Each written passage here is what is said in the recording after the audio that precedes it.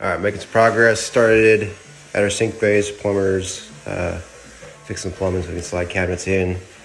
Worked our way over, set this panel to this cabinet, plumb level, coming up. Each of these are 28 inches.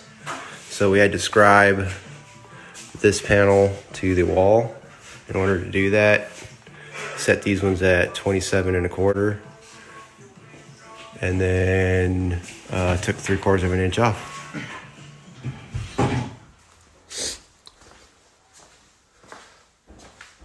Progress.